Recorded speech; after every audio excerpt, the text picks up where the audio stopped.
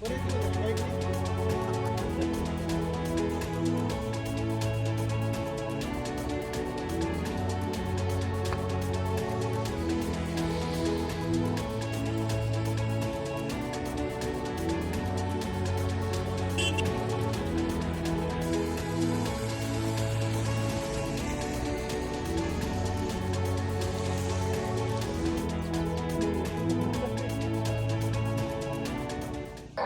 सध्या करंजी घाटात आहे। हा नगर विशाखापट्टणम रस्ता आहे। तुम्ही बघू शकता मागील 1 वर्षापासून हा रस्ता खचलेला आहे आणि इथं कोणतेही काम होताना आपल्याला पाहायला मिळत नाही।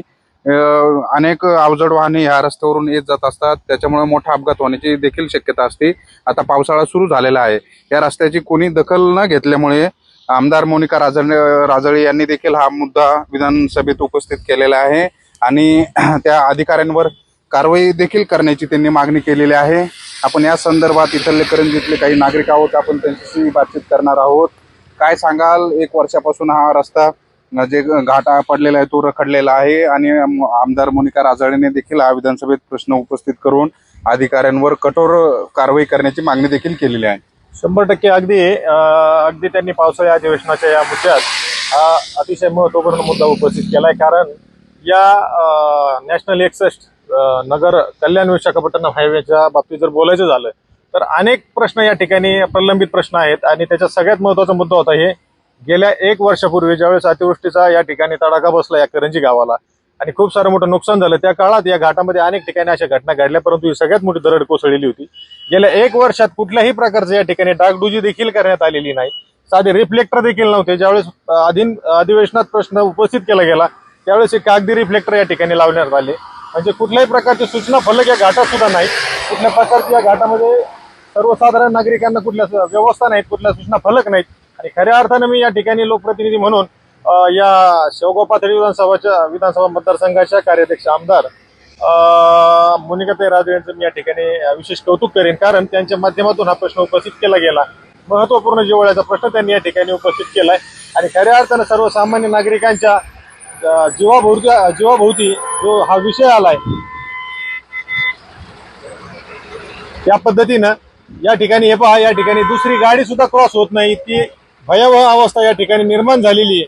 आणि या सगळ्या घटनेला सामोरं जात असताना या ठिकाणी अनेकांना मृत्युमुखी पडावं देखील लागलंय, अनेकांच्या या ठिकाणी दुर्घटना घडल्यात। या सगळ्या घटनेला जबाबदार हे सार्वजनिक बांधकाम विभाग आहे आणि खरोखर मी या सार्वजनिक बांधकाम विभागाचा या ठिकाणी जाहीरपणे निषेध करतोय। एक करंजी ग्रामस्थ म्हणून, एक सुजाण नागरिक म्हणून मी या ठिकाणी सार्वजनिक बांधकाम विभागाचा निषेध करतोय आणि खऱ्या अर्थानं या ठिकाणी आपल्या लोकप्रतिनिधींचं या ठिकाणी पत्रकार बांधवांचं मी स्वागत करेन की तुम्ही हा प्रश्न आमचा उपस्थित करताय। तर हा रस्ता का होत नाही, याची कारण काय आहेत आणि इथं अनेक अपघात देखील होताना आपण पाहायला बघतोय। या रस्ता न होण्याचं कारण काय? तर हा रस्ता न होण्याचं कारण म्हणजे फक्त सार्वजनिक बांधकाम या गोष्टीला जबाबदार नाही, तर इथले निष्क्रिय लोकप्रतिनिधी देखील त्या गोष्टीला जबाबदार आहेत असं मला वाटतं।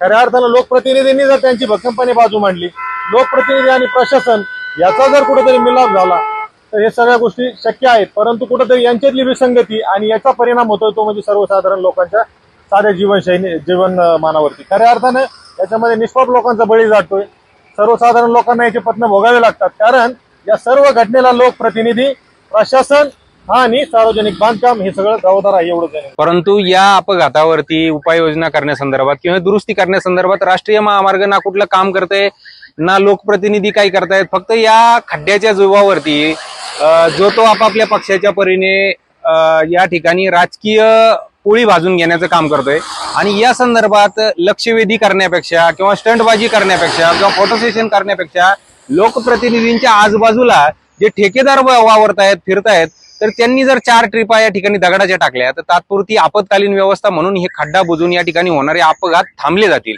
खरं तर तुम्ही बघू शकता मोठी वाहतूक कोंडी देखील ह्या रस्त्यामुळे होताना आपल्याला पाहायला मिळते। कुठेतरी रस्ता खचलेला आहे आणि आमदार आणि यांचं जर ऐकत नसेल तर अधिकाऱ्यांवर कारवाई कोण करणार, हा मोठा प्रश्न आता उपस्थित होतोय। पोपट पिटेकर, करंजी, अहिल्यानगर।